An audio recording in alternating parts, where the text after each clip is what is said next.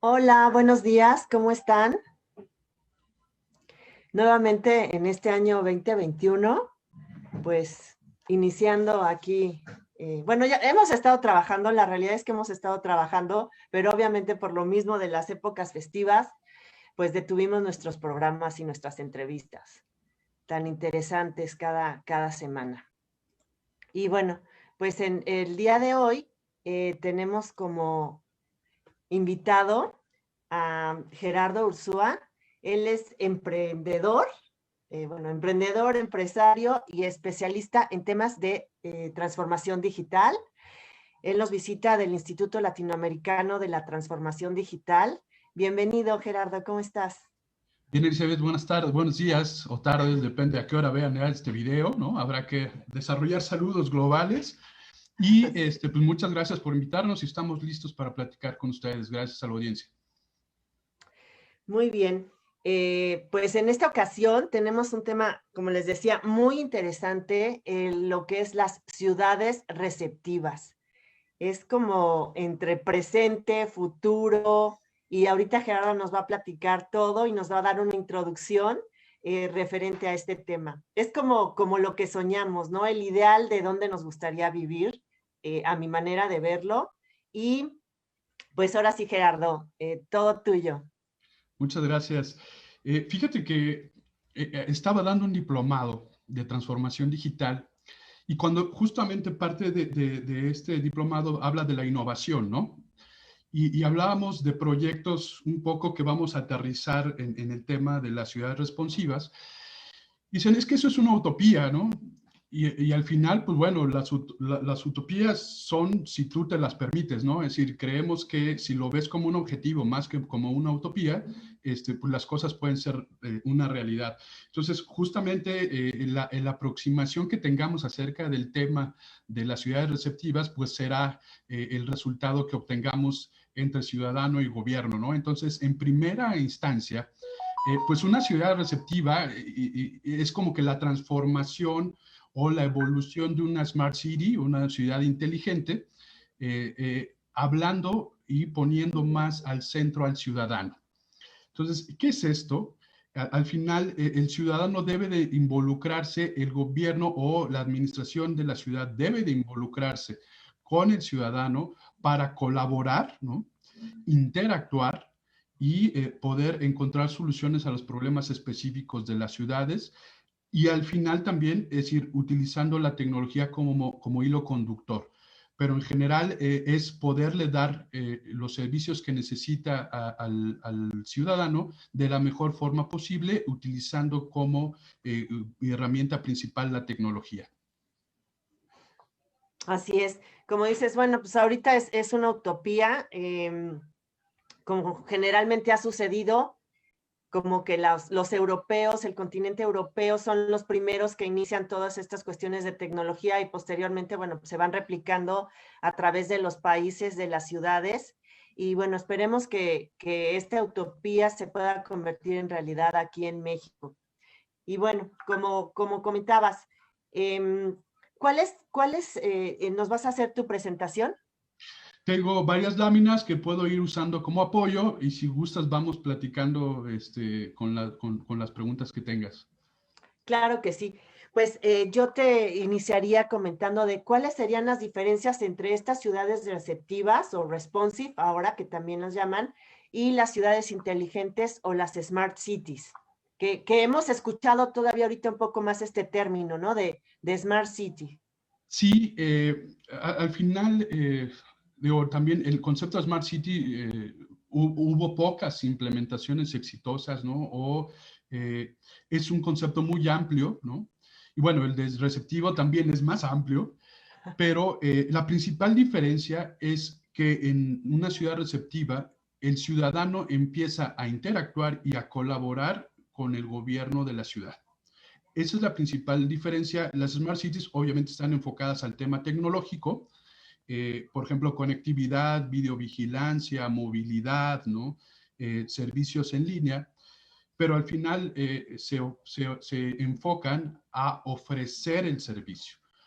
Una ciudad receptiva se enfoca a mejorar los servicios a partir de la interacción y colaboración del ciudadano. Entonces, esa es una gran diferencia y las Smart Cities o las ciudades inteligentes actualmente deben de iniciar una evolución hacia, digámosle, una ciudad receptiva. En términos claros, esa sería la principal diferencia. Ok. Y pues también, digo, ya nos estás comentando, ¿no? El tema del ciudadano, el tema de los gobiernos. ¿Cuáles serían las partes involucradas o que se deben involucrar adicionalmente de pues, nosotros como ciudadanos? Hay varios factores. Obviamente, el gobierno o la administración de la ciudad, a través de cada una de sus dependencias y cada uno de los servicios que ofrece al ciudadano, deberá de estar involucrado, ¿no? Habrá que hacer una analítica de datos bien, digámosle, profunda para uno, conocer al ciudadano, ¿no? Saber qué es lo que necesita, ¿no? Cuáles son las principales necesidades. Y del otro lado, el ciudadano prácticamente lo que tiene que hacer es involucrarse.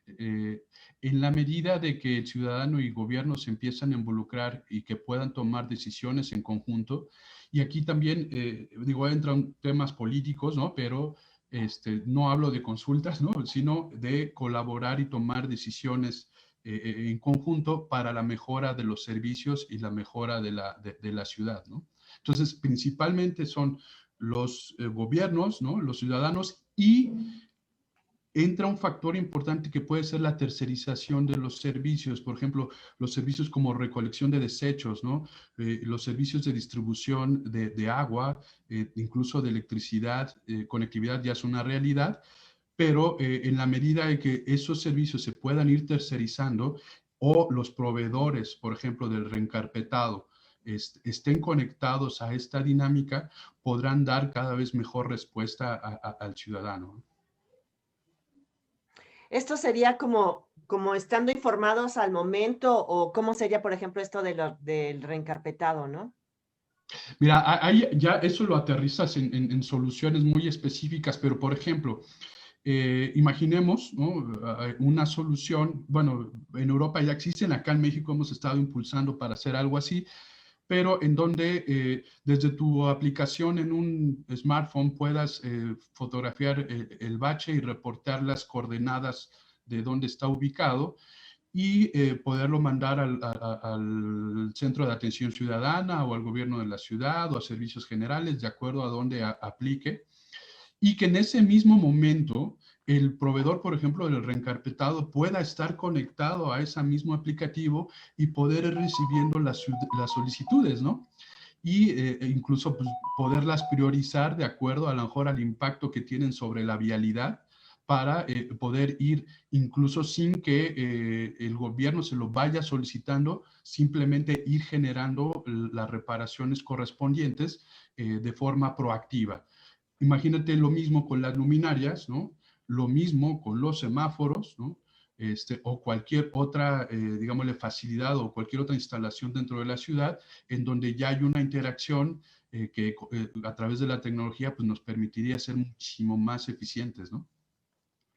Claro, bueno, como lo estaba mencionando, como decía Einstein, o sea, ¿por qué teniendo la tecnología no podemos ser tan felices como deberíamos, ¿no? Es precisamente yo creo que por esta parte de la aplicación y de la sensibilización de la misma.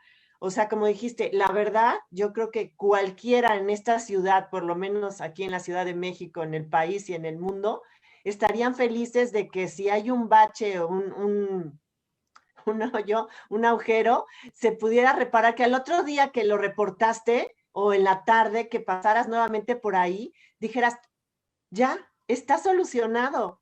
O sea, que es algo que podría ser sencillo y que al final en esta ciudad se vuelve tan complicado, ¿no? Porque un simple bache te quita una vialidad completa. Claro, claro, e impactan temas ambientales, ¿no? O sea, es decir, es muy poco analizado, pero a lo mejor un bache o una situación de desperfecto en la vía pública, pues puede afectar en otras circunstancias, ¿no? Insisto, el tiempo y el costo que tiene eso para las organizaciones, el tiempo de la persona en trasladarse, el impacto ambiental por la vialidad, digámosle, disminuida. Entonces, hay una serie de impactos que normalmente no tenemos presentes. Entonces, si te parece, preparé unas cuantas láminas. Es importante ponernos en contexto, ¿no? Porque se Sí. escucha muy bonito, pero la realidad es algo distinta, ¿no? Entonces, empezaría por aterrizar varios conceptos en donde, resumiendo, las ciudades responsivas son aquellas que se transforman a las condiciones del cambio, ¿no? Es decir, hoy tenemos que transformarnos y hay una brecha completamente amplia entre, digámosle, la digitalización del ciudadano, de las organizaciones y de los gobiernos. O sea, es enorme la brecha. Entonces, ahí hay que analizar al respecto. Y bueno, al final son ciudades en las que el ciudadano está justamente al centro de la gestión, lo que hemos ya venido platicando, se involucran con ellos, ¿no? Los invitan a colaborar y toman decisiones en conjunto. Esa es la parte más importante. Y bueno, para ello y al final como hilo conductor utilizan la tecnología, ¿no? Como un catalizador que hace realidad este compromiso ciudadano. Y un ejemplo fue lo que platicamos ahorita de esta posible aplicación, ¿no? O este posible servicio para poder reportar cualquier desperfecto. Al final, hoy estamos ya en una era digital, es una realidad y más en las condiciones en las que estamos actualmente, el sitio físico o la interacción se fue 100% o en gran medida al mundo digital y al final, pues la tecnología digital está en todos los equipos productivos y procesos y en todos los aspectos de la vida. Sin embargo, esta brecha que platico, pues no nos permite aplicar toda esta era digital a los gobiernos, ¿no? O a la gestión de las ciudades, ¿no? Entonces hemos ido desarrollando o debemos de desarrollar una cultura digital previamente a, digámosle, la implementación de proyectos de una ciudad responsiva, en donde a lo mejor a partir del análisis de los ciudadanos, a partir de los servicios, incluso hacia las empresas y proveedores y los gobiernos, podamos identificar qué procesos podemos mejorar, qué tecnologías podemos utilizar, poder capacitar, eso es algo bien importante, ¿no? Tanto al usuario, al ciudadano, al funcionario, para que esto se pueda hacer realidad, poder hacer estos servicios accesibles y poder analizar el impacto de estos servicios en la satisfacción del ciudadano. Nunca hemos hablado del índice de satisfacción ciudadana, ¿no? Y deberá de ser un indicador que próximamente podamos definir. Justamente aquí hablo o esta gráfica habla de cómo la tecnología pues, lleva una tendencia, los individuos o los ciudadanos vamos tratando de alcanzarla, ¿no? O de actualizarnos. En siguiente medida, los negocios con una velocidad menor, pero por último, el tema de políticas públicas y gobiernos locales son los últimos en poder adoptar la tecnología, ¿no? Como un factor de cambio. Entonces, al final debemos de utilizar la tecnología, ¿no? O la transformación digital con la intención de cerrar las brechas entre tecnología, individuos, los negocios, la sociedad, los ciudadanos y los gobiernos. Pero al final hay un rezago. Entonces, ¿cómo estamos en este rezago, no? Y es importante a lo mejor poner este contexto. Hoy pues, decimos que tenemos 80.6 millones de usuarios de Internet. Dentro de las ciudades tenemos acceso, alrededor del 80% de los ciudadanos cuenta con acceso al Internet. Esto a la facilitación o al crecimiento de las redes móviles. Pero lamentablemente en zonas rurales solamente el 47% tiene acceso, ¿no? Entonces, la importancia de que los servicios de la ciudad estén disponibles a través de dispositivos móviles es importantísima. El 95% de los usuarios se conectan por dispositivo móvil, ¿no? Entonces, hay veces que entras a servicios de gobiernos locales y no está preparada la plataforma para verse móvil, ¿no? Entonces, cada vez más, es decir, ya debemos de estar preparando estos servicios para, digámosle, dispositivos móviles, ¿no?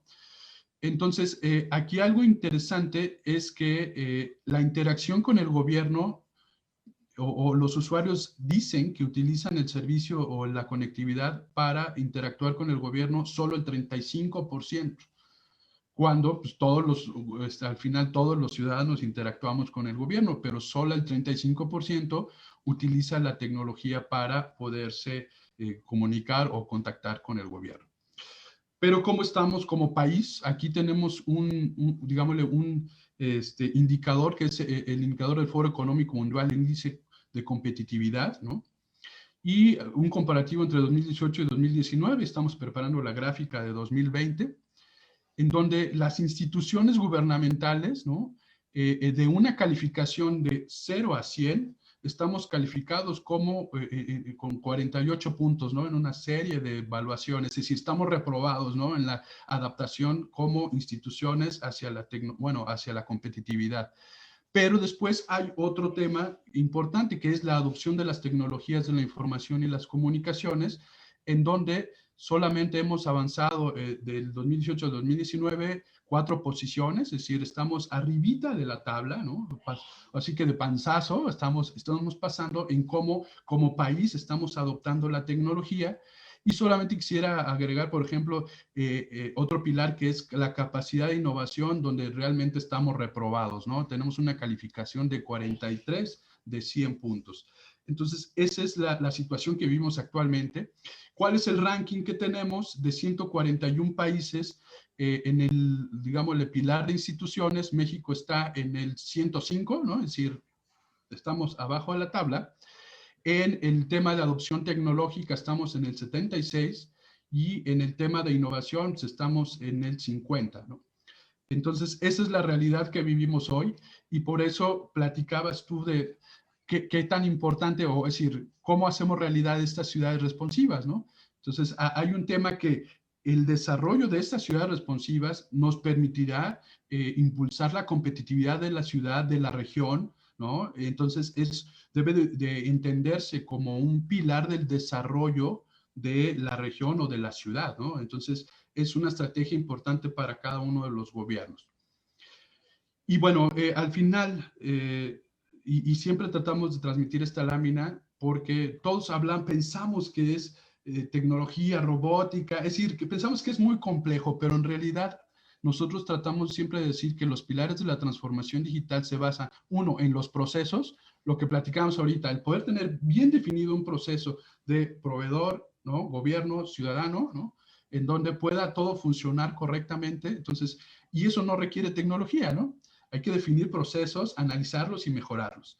Después están las personas, están los funcionarios de gobierno, ¿no? Están los ciudadanos y entonces cómo unimos a esas personas y al final la tecnología, como lo he insistido, es solamente un hilo conductor para que esto sea realidad.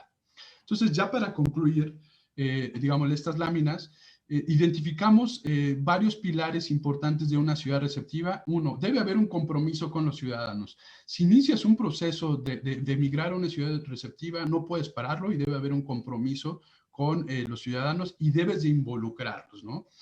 Debes de adoptar las tecnologías disponibles. Hoy, por ejemplo, platicábamos, pues nos enfocamos en sistemas de videovigilancia, sistemas a lo mejor de monitoreo ambiental, pero no hablamos mucho de sistemas, por ejemplo, de reciclaje, ¿no? Sistemas inteligentes de recolección de desechos, eso no existe. Entonces, debemos de adoptar esas tecnologías disponibles para poder mejorar los servicios.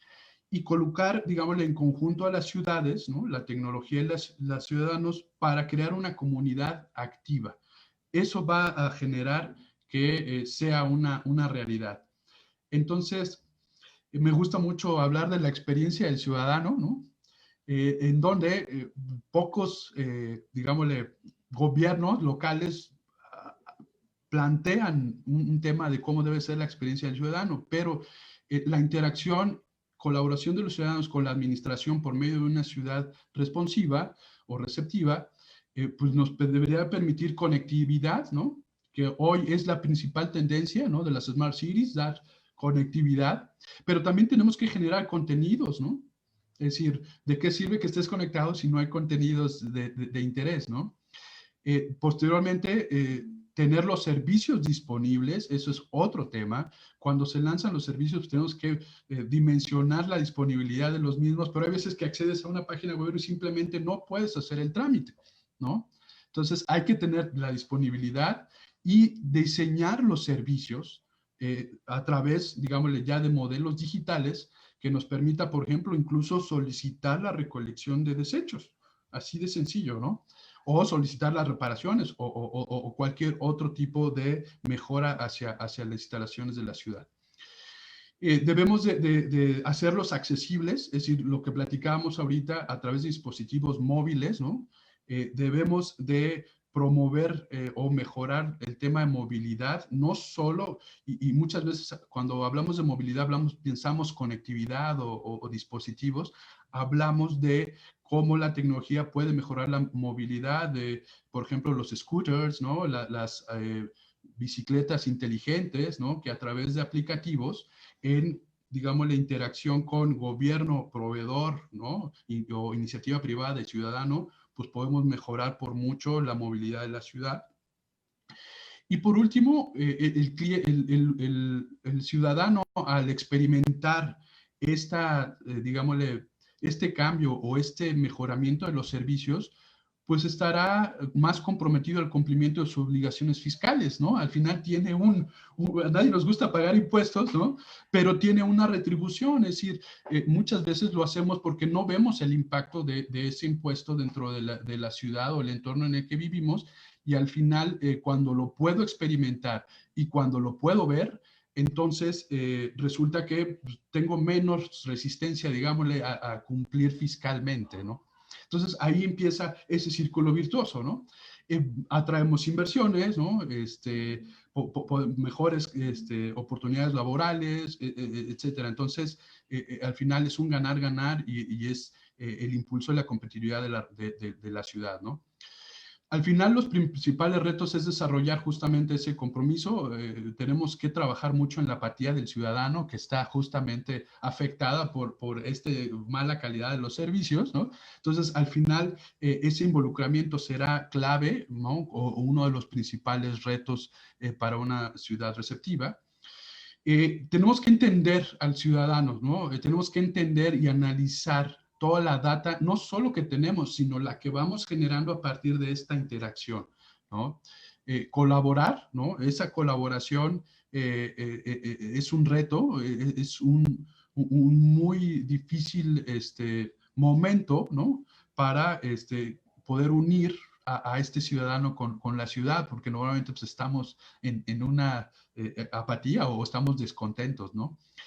Y bueno, obviamente hacer un análisis a partir de toda esa retroalimentación para identificar el mejoramiento de los servicios, ¿no? Habilitar nuevos servicios, mejorarlos. Y cuando muchas veces una estrategia nos diga, es que tienes que mejorar estos 5 servicios y decir, bueno, no hay presupuesto. Siempre hay una oportunidad de tercerizarlo, ¿no? Yo, por ejemplo, viví en el sureste, viví en Mérida y allá el servicio de recolección de basura estaba tercerizado. Entonces tú pagabas una cuota para el servicio de recolección y todos los días pasaban y no había basura. Es decir, esa es una solución que imagina ahora podamos implementar en una ciudad donde se tercericen esos servicios, en donde tú puedes pedirlo a demanda a través de una aplicación de servicios y entonces pues vas mejorando cada vez más los servicios de la ciudad. Que puedas identificar, por ejemplo, monitoreo de disponibilidad de agua, ¿no? Monitoreo de disponibilidad de movilidad, es decir, dónde viene el autobús, si prefiero irme en autobús o prefiero irme en auto. Es decir, toda esa inteligencia a partir del análisis de datos y el mejoramiento de estos servicios, ¿no? En general, digo, este tema nos da para mucho, pero no quise extenderme. Esto es un poco lo que preparamos para platicar acerca de qué son las ciudades receptivas. Sí, no, sobre todo para que la gente, como comentas, se empiece a involucrar, o sea, que se involucre, que sepa lo que es una ciudad receptiva y los beneficios que puede obtener. Por supuesto, un ejemplo hoy es el famoso código, código bidimensional, perdón, para poder registrar tus visitas a algunos lugares, ¿no? Al final no lo hacemos, ¿no? Es decir, es una gran herramienta para poder identificar dónde estuviste y poder hacer un rastreo de análisis de información de si de aquellas personas que registraron una visita al mismo lugar que tú hay una persona contagiada, puedas tomar las acciones preventivas correspondientes. Pero yo he visto que no lo hacemos, ¿no? Entonces, desde ahí tenemos que empezar a colaborar. Y ese es un pequeño ejemplo de cómo puede empezar esa interacción entre el gobierno y el ciudadano y cómo una ciudad receptiva empieza a funcionar. Entonces, yo registro mi, digámosle, visita o mi estancia y estoy colaborando, ¿no? Estoy siendo responsable como ciudadano y a lo mejor el gobierno está siendo responsable a la hora de poner el servicio disponible para el beneficio de todos. Pero hay un tema que no lo estamos haciendo, ¿no? Sí, lo que yo veo, bueno, yo sí lo he ocupado y lo que la gente siento o veo es que como que les da miedo, ¿no? Es que van a tener mis datos, es que qué van a hacer después con esa información. Y no es tanto que tengan tus datos, sobre todo en este punto que dijiste de los códigos QR o códigos bidimensionales, sino, o sea, solamente das tu número telefónico, o sea, al mandarlo para que estés informado, o sea, si lo tenemos que ver al revés, ¿no? O sea, no es porque le dé yo mi información, sino qué voy a obtener yo al darla, ¿no? O sea, yo sí estoy, digo, salgo con todas las precauciones debidas, pero obviamente si es forzoso asistir a un lugar o pasar por ahí y tienes esa oportunidad, pues es el beneficio tuyo. O sea, si algo sucedió en ese establecimiento al que tuviste que ir, pues qué mejor que estar enterados inmediatamente. O sea, ¿por qué tener que esperar a que te suceda y no prevenirlo? Y eso es lo que sí les pediría, como dices, como ciudadanos colaborativos. O sea, empecemos a colaborar. O sea, olvidemos este tema de no, es que ¿por qué le voy a dar mi información? No, es que ¿qué va a hacer? O sea, no, veámoslo como una ventaja, como un beneficio. Muchas veces digo, damos Este, nuestro consentimiento a aplicaciones que exceden hasta nuestra ubicación. Es decir, por qué no decir sí quiero registrar mi visita, ¿no? Es decir, complicado. Pero justo ahí viene el tema de educación, ¿no? Es decir, de empezar a establecer una cultura digital ciudadana, ¿no?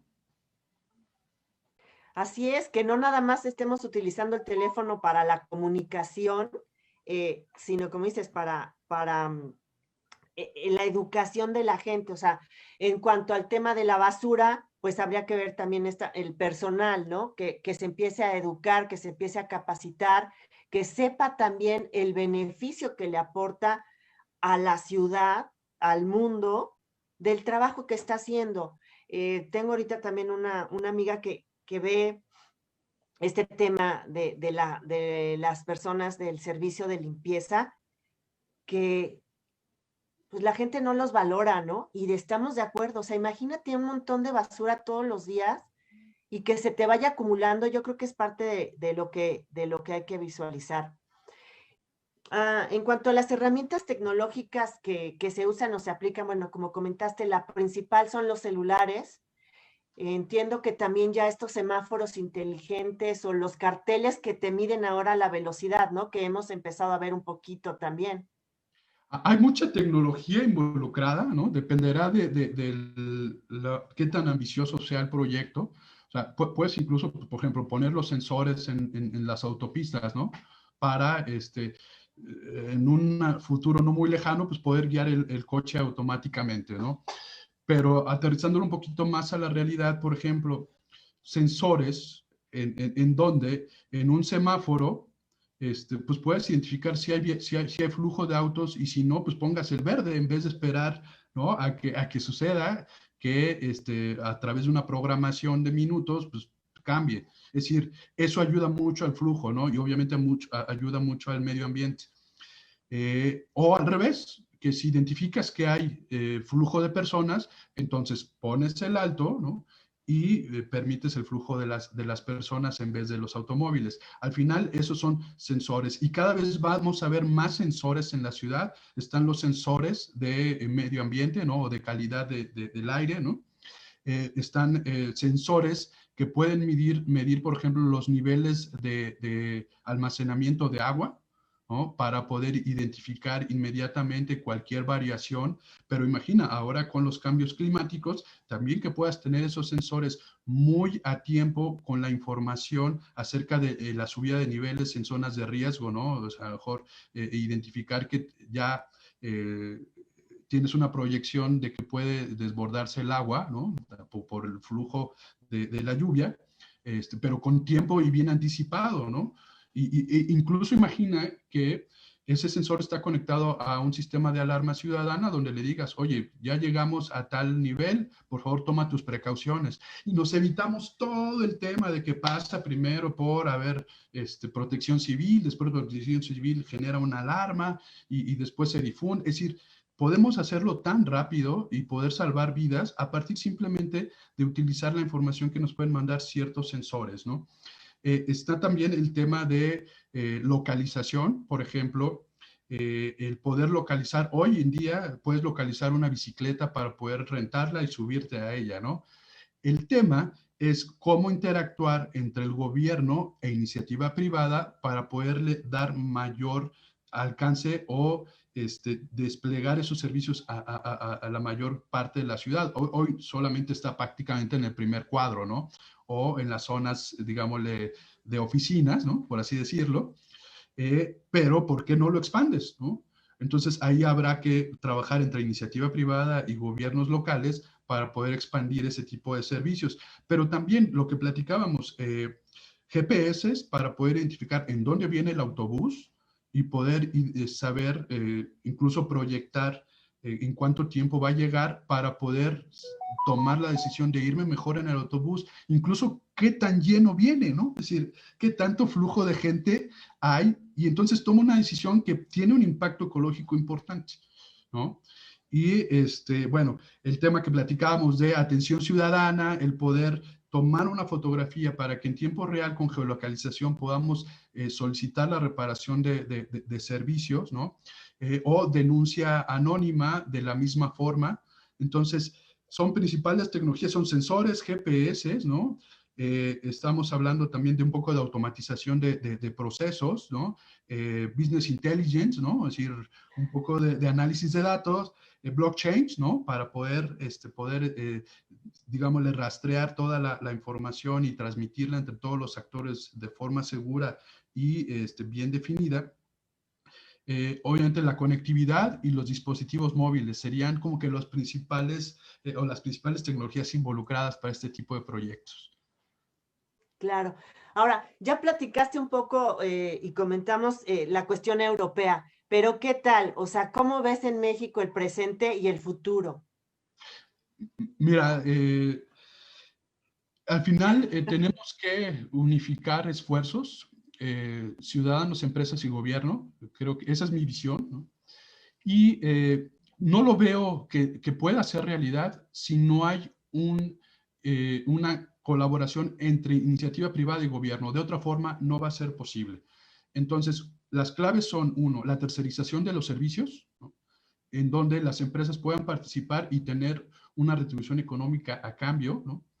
Y entonces mejorar los servicios de lo que sea, ¿no? Entonces, la concesión o la tercerización de los servicios es clave. La participación en conjunto, incluso, por ejemplo, hace tiempo desarrollamos un concepto del Internet patrocinado. ¿Qué es esto? La iniciativa privada era la que estaba llevando la conectividad sin cargo al gobierno local, ¿no? A cambio de poder ser patrocinador del proyecto. Entonces, ese tipo de soluciones cada vez las vamos a empezar a ver más para poderlas hacer realidad. Y bueno, como comentaban en los tres pilares de la transformación digital, si no trabajamos en definir bien los procesos de cómo colaboramos el ciudadano, digamos, los proveedores o las empresas y los gobiernos, pues no sirve de nada, ¿no? Pero si tampoco nos enfocamos en las personas, ¿no? Tanto internamente en el gobierno como hacia el ciudadano, tampoco va a servir de nada. Y por último, si no utilizamos las tecnologías correctas o hacemos las implementaciones correctas, pues va a ser digámosle, un proyecto o una estrategia fallida. Entonces, mucha importancia en esos temas, ¿no?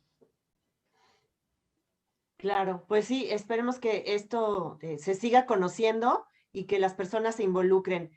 Y como diríamos, o sea, hay que empezar poniendo nuestro granito de arena, ¿no? O sea, cada quien aportar algo. Y bueno, ahora también, ¿tú crees que sea más fácil para una ciudad que otra adaptarse a este concepto? Sí, por supuesto. Y obviamente depende directamente de la actividad económica de cada ciudad, ¿no? Al final, ese es el impulso que genera la transformación. Entonces, la ciudad, por ejemplo, de las más avanzadas en temas de Smart Cities y que ahora debería de empezar a hacer este proceso de ciudad receptiva es Puebla, ¿no? Y es muy nombrado, ¿no? Pero también está, por ejemplo, el municipio perdón, se me fue, de San Pedro, en Nuevo León, ¿no? Donde hace muchos años, y eso fue una gran noticia, ellos mismos hicieron su anillo de fibra óptica para darle servicio y conectividad a la zona, ¿no? Es decir, eso empezó hace muchos años. Pero también es una de las más, digámosle, avanzadas, ¿no? Y bueno, al final también es uno de los municipios más ricos del país, ¿no? Entonces, sí hay una relación entre, digámosle, ingreso económico o generación de riqueza con el desarrollo tecnológico. Y evidentemente, por ejemplo, en los países, perdón, en los estados más pobres como en el sur, como Chiapas y Oaxaca, pues van muchísimo más rezagados, no son zonas industriales, ¿no? Son zonas más bien de producción agrícola, en donde pues falta todo este tema de adopción tecnológica, ¿no? Sí, de hecho, en una de tus láminas, ¿no? Nos marcaste el porcentaje como del 76% en las ciudades y las zonas rurales, al parecer, era 35 y cachito, ¿no? Así es. Por ejemplo, y también la tecnología en las zonas, digámosle, de producción agrícola puede ayudar mucho, ¿no? Riego inteligente, ¿no? Detección de plagas de forma inteligente, monitoreo de los rebaños. Es decir, hay mucho que la tecnología puede hacer en diferentes ambientes, digámosle, productivos del país, ¿no? Claro. Bueno, yo veo estos, o sea, como una creación de espacios de bienestar sostenible, ¿no? Lo que nos platicas del apoyo. Ahora, lo que también yo considero y que tú nos podrías decir es si este concepto logra también como que crear empleos a nivel mundial. Sí, no necesariamente, digamos, a la hora de implementación, ¿no? Es decir, al final, pues habrá que, se licitará, es decir, cada gobierno tendrá su estrategia, ¿no? Pero ese momento de implementación no necesariamente impactan los empleos. En donde impacta es obviamente en el mejoramiento de las condiciones de la ciudad, ¿no? Y que atraiga inversión, que efectivamente genere empleos, ¿no? Y al final impulse la competitividad, ¿no? Entonces, ¿cómo lo vemos nosotros?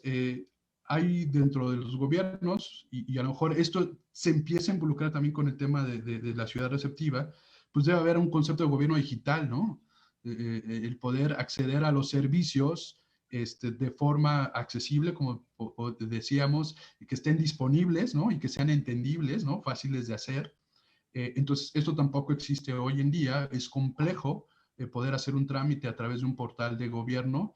Entonces, implementar soluciones de gobierno digital es importante. La ventanilla única o atención ciudadana, ¿no? Importante también para poder justamente hacer realidad esos reportes que platicábamos, ¿no? A través de ese tipo de servicios. Y, por ejemplo, la implementación de la firma electrónica avanzada para un expediente único digital, ¿no? La CURP tenía un poco esa intención, pero pues no sucedió. Entonces, ¿por qué te tienes que validar e identificar con cada dependencia de gobierno a la que vas a hacer un trámite? ¿No? O sea, debería de existir ya el poder tener una experiencia digital de cada uno de nosotros y que a través de firma electrónica avanzada puedes hacer cualquier trámite de forma remota sin tener que presentar a las instalaciones y validar tu identidad, ¿no? Entonces, mientras trabajemos en ese tipo de situaciones donde, por ejemplo, podamos facilitar la apertura de negocios, facilitar la inversión, facilitar incluso el pago de impuestos, ¿no? Eso generará mayor competitividad, obviamente mayor inversión y creación de empleos. Claro, con este tema de la firma electrónica, creo que también va avanzando con sana distancia, ha avanzado un poco en el tema de los contratos.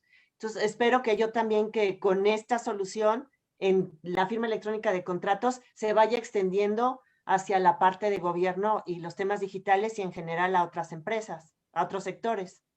Correcto. Hoy el Estado de México, el Poder Judicial ya acepta la firma electrónica para poder presentar documentos, ¿no? De forma remota. Entonces, en la medida que otras instituciones lo vayan aceptando, pues nos podrá facilitar la vida, ¿no? Y justamente ese es un reflejo de ser una ciudad o un gobierno receptivo, ¿no?